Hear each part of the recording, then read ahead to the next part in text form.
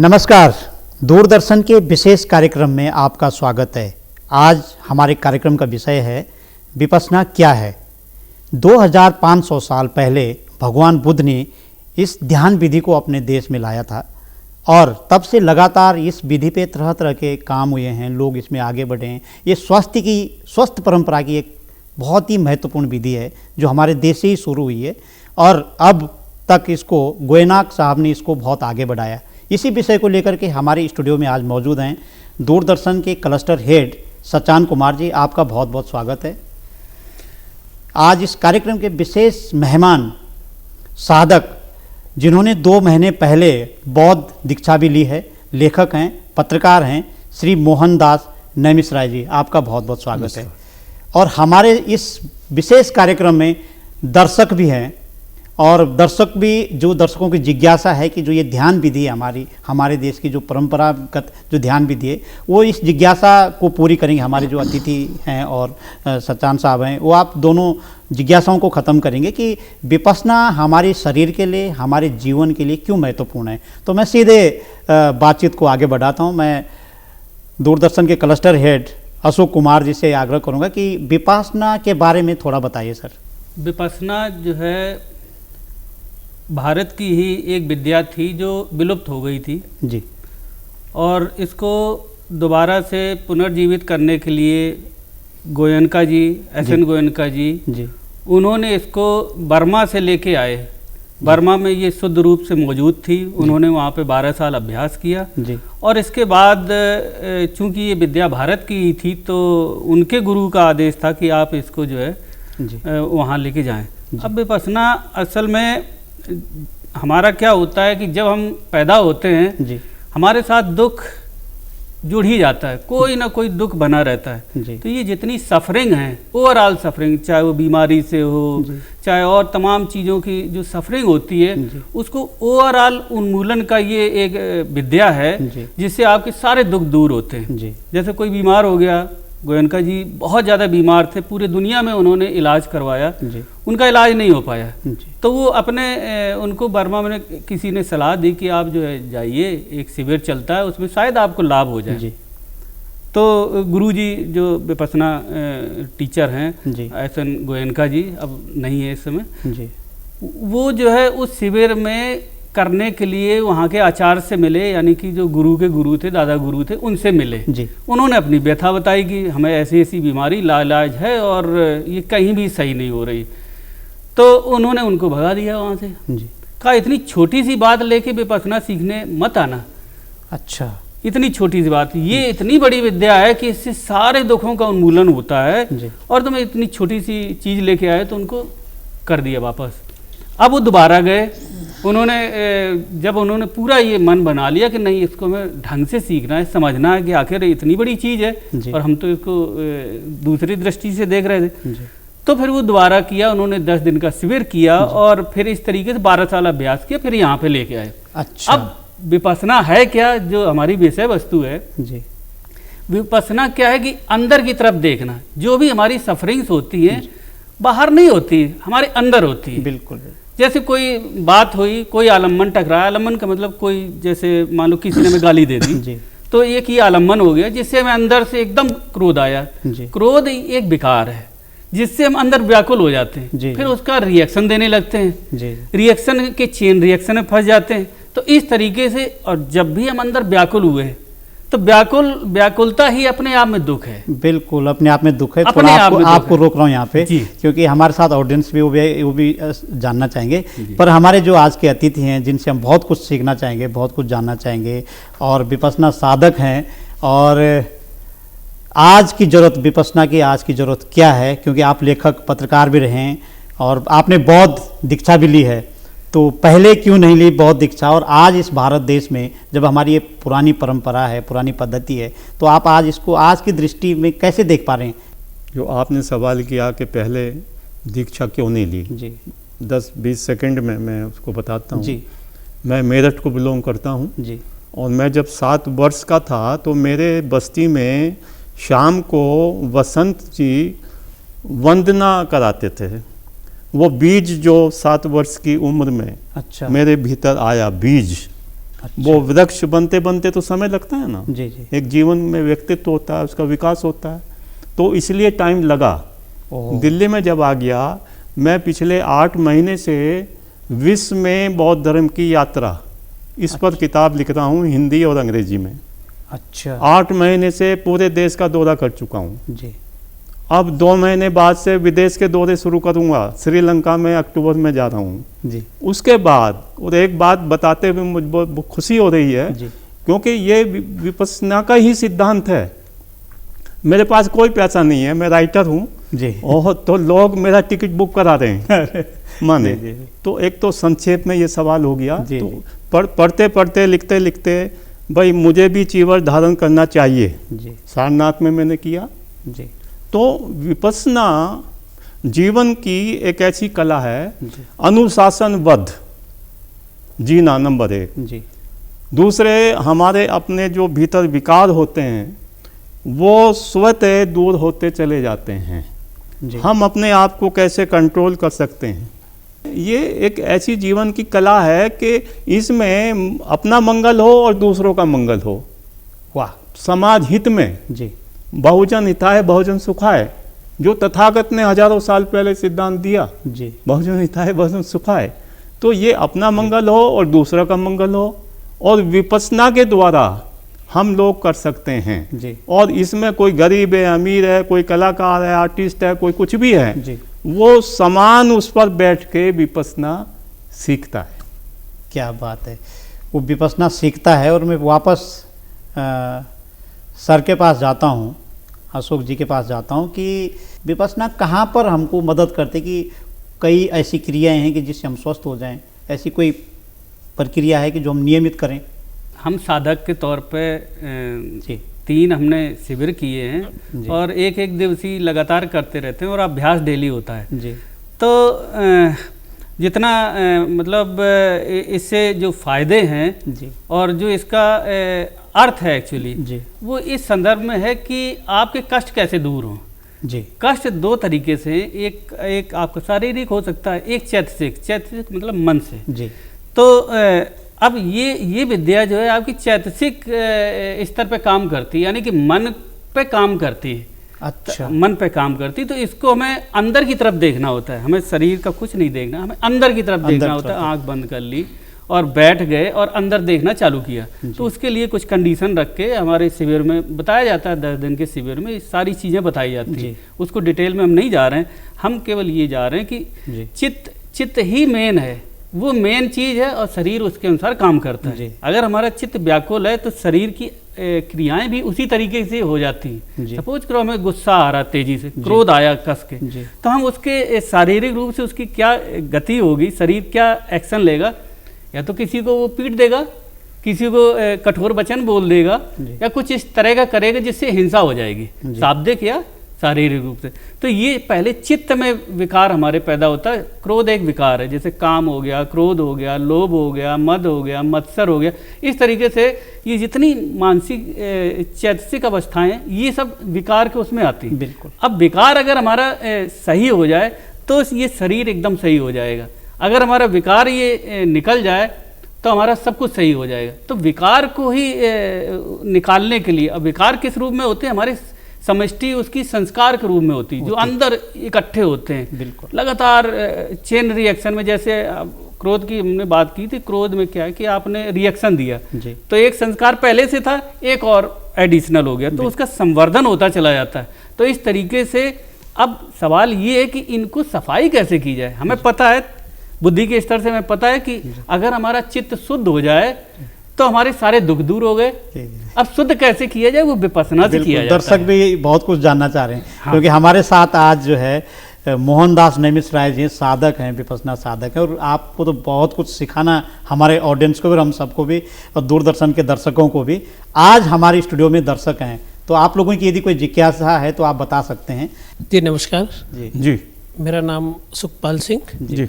मैं जानना चाहता हूँ कि अगर हमारे अंदर कोई भी विकार पैदा हो रहा है, यानी वो पहले मानसिक रूप से आ रहा है, उसके बाद हमारे लक्षण जो प्रकट होते हैं वो शरीर पर होते हैं, तो जब हम विपश्यना करते हैं, ऐसा क्या घटित होता है कि वो जो हमारा मानसिक स्थिति है वो हमारे अनुकूल हो जाए और हम अपने ही आवेगों पर कंट्रोल कर सकें। विपश्यना की जो पहली स्टेज है वो आनापान सति। आनापान सति का मतलब यह है कि हमारी जो नाक है और हमारे होंठ हैं, यहाँ एक सांस आना और जाना। तो बहुत सिंपल सा मतलब आप सबकी समझ आ जाएगा कि जब हमें क्रोध आता है तो हमारे सांस की गति बढ़ जाती है। माने बहुत सिंपल सा है, तो सांस की गति बहुत बढ़ जाती है। तो हमें क्रोध आ रहा है तो उसको रोकने का क्या तरीका है? उसका यह है कि जैसे मुझे बतलाया है 11 दिन के उसमें कि आप अपनी आंखें बंद कर लीजिए और लंबी सांस लें।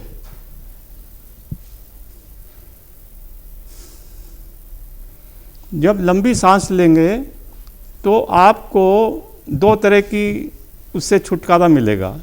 एक तो आपका जो अतीत है उसकी कुछ यादें आ रही हैं, मन चंचल होता है, वो बेचैन कर रहा है, तो उससे छुटकारा मिलेगा आपको। नंबर 1। नंबर जो आपके भीतर जो विकार हैं, और एक विकार की गति कभी कभी बहुत तेज़ हो जाती है, तो मैंने जैसे बताया कि आप लंबे सांस लें, आंखें बंद करें, और ये मैंने खुद देखा है, अनुभव किया है मैंने। तो आपके भीतर उस समय विकार भी खत्म हो जाएंगे और जो आपका मन को परेशान कर रहा है वो भी दूर हो जाएगा, तुरंत दूर हो जाएगा। उसको आनापान सति बोलते हैं। वाह। सर, मेरा नाम संगीता भगुड़ा, और आज के मतलब जो चीज़ आप विकार के बारे में बता रहे हैं सर, हम लोग तो फिर भी इस अवस्था में कि सब चीज़ थोड़ा सा मैनेज कर, बट जो इस समय की सबसे बड़ी परिस्थिति है वो बच्चों की। बच्चा आज क्या हो रहा है कि जैसे पढ़ाई करता है एकाग्र मन के लिए, कि वो कैसे अपने बुक्स में या उसमें कैसे वो अपने मन को चित करके एक उस पर बैठ के एक जगह पर बैठना बच्चों के लिए आजकल क्या हो रहा है सबसे ज़्यादा वो रहता है। तो उसके लिए वो क्या कर सकते हैं? अभी जो विपश्यना है बच्चों के लिए भी शुरुआत हो चुकी है। अच्छा। एक तो जानकारी मैं आपको ये दे रहा हूँ। दूसरी बहुत संक्षेप में ये बताना चाहता हूँ कि आपके परिवार में, आपके घर में जो बच्चा है वो संस्कार लेता है हमसे, माता पिता से, दादा से, फूफा से, दादी से, चाची से, फूफी से, जो भी आपके परिवार में रहते हैं। आपको ये ध्यान रखना है कि आपके भीतर व्यवहार कुशलता होनी चाहिए, उदारता होनी चाहिए, ज़्यादा तेज बोलने की प्रवृत्ति नहीं होनी चाहिए, गुस्सा नहीं होना चाहिए। बच्चा सीख रहा है ना आपके घर से, कहा गया ना पहला स्कूल परिवार होता है।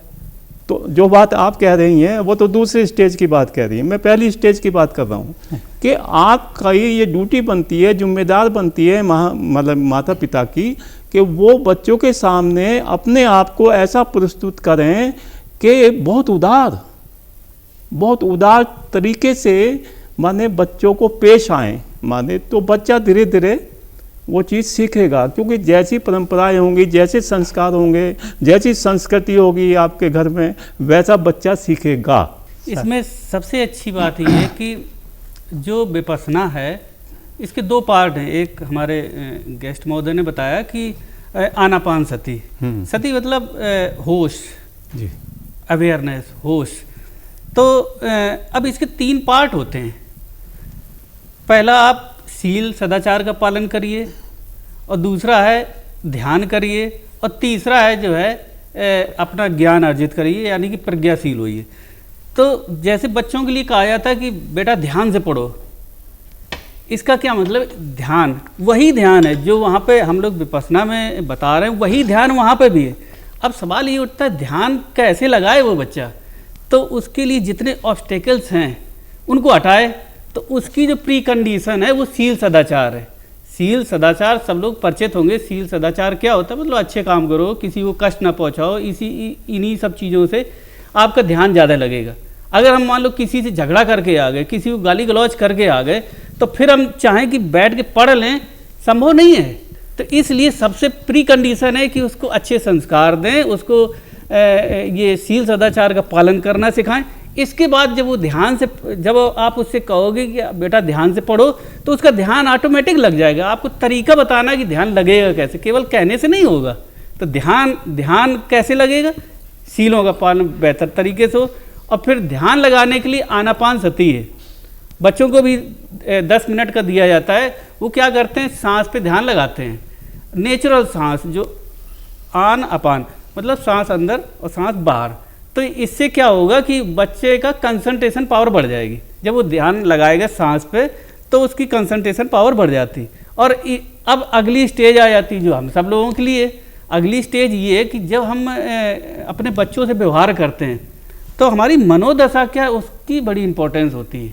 और ये 3 स्टेज हैं, इसी से पूरा विपස්සना होता है। विपස්සना का पार्ट ज्ञान के लिए होता है, और ध्यान आनापानसति से होता है। और सील सदाचार आपको सबको मालूम है कि चोरी नहीं करना चाहिए, झूठ नहीं बोलना चाहिए, व्यभिचार नहीं करना चाहिए, हिंसा नहीं करनी चाहिए। ये सारी चीज़ें सील सदाचार में आते हैं, जो नट सेल में एक सेंटेंस में बता दें कि भाई किसी का नुकसान न करिए, आप किसी को हर्ट न करिए, क्योंकि हम नहीं हर्ट होना चाहते, किसी का नुकसान न करिए। इतनी में सारी चीज़ें समाहित हो जाती। तो इस तरीके से बच्चों का हम वो करेंगे। नमस्कार सर, मैं प्रिया रावत बोल रही हूँ जी।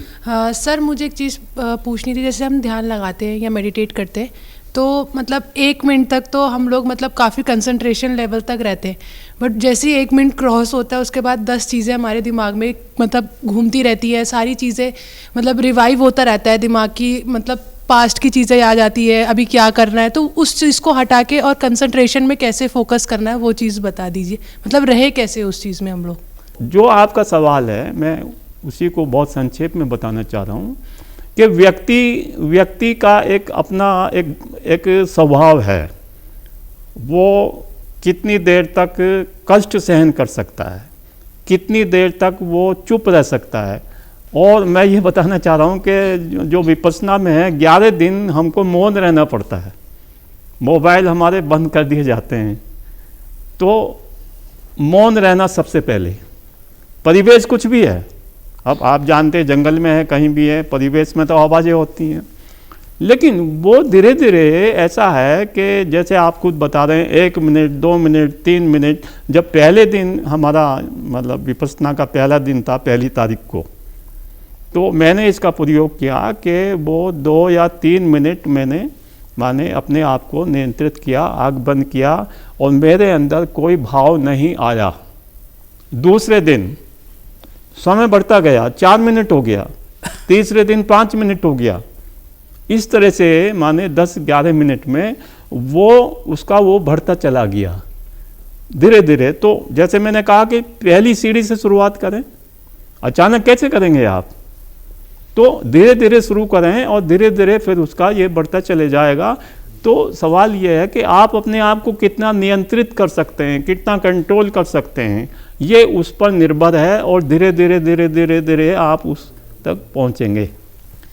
सर मेरा नाम शताक्षी है, मेरे 3 प्रश्न हैं आपसे। पहला प्रश्न, हाँ जी, एक बताएं।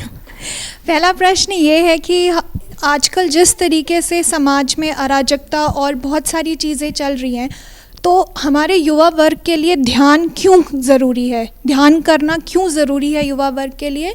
और जैसे कि बहुत सारे तरीके हैं ध्यान के, पर विपासना ही क्यों करना चाहिए, और विपासना से हमारा जो युवा वर्ग है वो कैसे जुड़ सकता है, और विपासना हमें हमारे डे टू डे लाइफ में किस तरीके से हमें सब चीज़ बैलेंस करने में हेल्प कर सकता है। वो तो मैं ये कहूँगा, जैसे मैंने पहले भी कहा है कि देखिए ये आज का जो समय है ये ऐसा नहीं है, उस समय नहीं रहा होगा। उस समय भी लड़ाई झगड़ा और मार काट और ये सब चीज़ें रही हैं। माने तथागत के परिवार के अंदर, अभी उतना समय नहीं है कि मैं उनका नाम बताऊँ आपको, तथागत के परिवार के अंदर भी, महल के परिवार के अंदर भी किस तरह से देशभाव था। द्वेषभाव सब जगह होता, उस समय भी था, आज भी है। आज मारा मारी हो रही है, उस समय मारा मारी था। भयानक एक तरह से युद्ध था, मन के भीतर भी मन के बाहर भी। तो वो समय बदल रहा है, लेकिन कुछ चीज़ें नहीं बदल रही हैं। तो अंतिम जो आप युवाओं की बात कर रहे हैं, तो युवाओं का मैंने जैसे कहा कि युवाओं के लिए इसलिए भी ज़रूरी है कि युवाओं की जो वो पहली सीढ़ी है, मतलब जीवन की पहली मंजिल जिसको कह सकते हैं हम, उससे चढ़ के ऊपर जाएंगे। तो वो उस तरह से माने युवाओं का वो इसलिए भी ज़रूरी है कि युवा एक संदेश दे सकते हैं मतलब आगे जाकर। तो लेकिन कहना मेरा वही है कि युवाओं को अब कैसे सिखाया जाए। आजकल स्कूलों में बंद हो गया है, माफ़ करना, पहले होता था। मैं अभी विपश्यना पे किताब शुरू कर दी है मैंने अलग से लिखनी। स्कूलों में टेक्स्ट बुक में ये विपश्यना का चैप्टर जुड़ना चाहिए माने। तो उससे क्या होगा, जो आपका जो सवाल है वो फिर उत्तर उसका मिलता चला जाएगा। सरकार को, प्रशासन को, शासन को इस पर जोर देना चाहिए कि हमें विपश्यना किस तरह से आगे बढ़ाएं, तो उस तरह से हम आगे बढ़ सकते हैं। नमस्कार सर, मेरा नाम बाल मुकुंद। सर, ये क्रोध ये जो है मानव की जो है प्राकृतिक क्रिया है, मतलब ये स्वाभाविक है, हम करते हैं। मतलब क्या विपश्यना से पूरी तरह ये इनको नहीं होगी, ख़त्म हो जाएगी, कंट्रोल हो जाएगा? नहीं, ये ऐसा है कि जो आप बात कर रहे हैं ना, स्वाभाविक प्रक्रिया है, सभी के साथ नहीं है। मतलब मैं दुनिया की बात नहीं करूँगा, मैंने अपने देश की बात करूँगा कि ये हमें लगता है भाई हमारे परिवार में हमारा जो पिता है, हमारी माँ है, दादी है, वो किस तरह से बातें कर रही, बच्चा सीख रहा है। क्यों? स्वाभाविक क्रिया तो हमने मान लिया कि हमें गुस्सा भी आता है। विपश्यना की जहाँ तक बात है, विपश्यना से गारंटेड, मैं अभी केवल एक ही मैंने किया है, हमारे डायरेक्टर महोदय ने तो 3 बार विपश्यना की है, इनको ज़्यादा अनुभव है, तो मैंने एक में ये मैं गारंटी लेता हूँ कि एक बार विपश्यना करने के बाद कम से कम 50% आपका क्रोध खत्म हो जाएगा। तो अभी और कोई दर्शक महोदय हमारे? मेरा नाम सुशील है सर। एक शब्द आपने इस्तेमाल किया था, आलम्बन, उसके बारे में सर थोड़ा सा विस्तार से बताइए। हाँ, आलम्बन जैसे हम सांस ले रहे हैं और छोड़ रहे हैं, ये एक आलम्बन हो गया। सांस, जिस क्रिया के माध्यम से हम ध्यान केंद्रित करते हैं, सपोज करो त्राटक विधि होती है, उसमें लौ देखते हैं, उस पर ध्यान लगाते हैं, वो भी एक आलम्बन हो गया। तो ये सांस जब आनापान सती करते हैं, असल में ये जो विपश्यना का पूरा 10 दिन का जो शिविर होता है, और हमारा यही कहना है कि हम कुछ आपको नहीं सिखा पाएंगे, जो कुछ सीखना है आप शिविर में जाके सीखिए। हम केवल आपको मोटिवेट कर सकते हैं कि भाई आपको ये तकलीफ़ है तो इसका समाधान ये है। जैसे 2 लोगों ने अभी बात कही थी कि भाई ध्यान कैसे लगाएं, हमारा तो 1 मिनट टिकता है, इसके बाद टिकता ही नहीं है। तो होता क्या कि अब ये पूरी विद्या जो है क्रमबद्ध तरीके से बड़े अच्छे से वो ऑर्गेनाइज करके यहाँ से खाई जाती है 10 दिन में। अब जैसे हमारे गेस्ट महोदय ने बताया कि मौन करा देते हैं 10 दिन का, वहाँ आर मौन हो जाता है। आर मौन से क्या होता है कि हमारे सील सदाचार का पालन करने की कंडीशन फुल हो जाती है, पूरी कंडीशन हो जाती है। जब आप बोलेंगे ही नहीं तो झूठ कहाँ से बोलेंगे, जब आप किसी से बात ही नहीं करेंगे तो किसी को गाली कैसे देंगे। मतलब ये सील सदाचार का पालन अपने आप हो जाता है वहाँ पे। जब ये बेसिक कंडीशन हमारी फुलफिल होती है तब हम ध्यान से काम कर सकते हैं। और आप सब लोग जानते हैं जब हम ध्यान से काम करेंगे तभी अच्छे से काम होगा। सपोज करो हम ध्यान से काम नहीं कर पा रहे हैं, मान लो ऑफिस में हम लोग काम कर रहे हैं, ध्यान से जब काम नहीं कर पा रहे हैं तो उसकी गुणवत्ता अपने आप खराब हो जाएगी।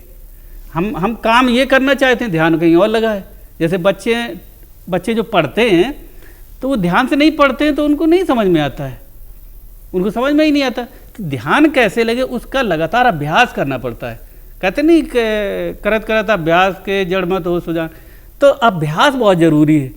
आप 10 दिन का करके भी आ जाएं शिविर और अभ्यास ना करें तो कोई फ़ायदा नहीं होता है। अभ्यास से होता है, अभ्यास से आप ध्यान लगाना सीख जाते हैं। और ध्यान की जो और उच्चतम स्थिति है वो समाधि हो जाती है। समाधि का मतलब ये हो गया कि आप लगातार उसी आलम्बन पे टिक गए, आप कहीं भी ध्यान नहीं इधर उधर जा रहा और बिल्कुल वर्तमान में हो गए। नॉर्मली क्या होता है, हम या तो पास्ट में हो जाते हैं या फ्यूचर में हो जाते हैं, वर्तमान में नहीं रहते हैं। तो हमारी जो ये घड़ी है ये हमें इजाज़त नहीं दे रही है। अच्छा। और बहुत महत्वपूर्ण जानकारी आप दोनों लोगों ने हमारे दर्शकों को भी दी, और जो हमारे दर्शक आज हमारे साथ जुड़े, मैं आपका भी बहुत बहुत धन्यवाद करना चाहता हूँ। हमारे दोनों गेस्ट अशोक जी, क्लस्टर हेड हमारे दूरदर्शन के, और मोहनदास नेमिसराय जी, आप आए, आपका भी बहुत बहुत धन्यवाद है। ये ऐसे ही किसी दूसरी कड़ी को लेकर के हम आपके सामने हाजिर होंगे, तब तक के लिए अनुमति दीजिए। नमस्कार। नमस्कार।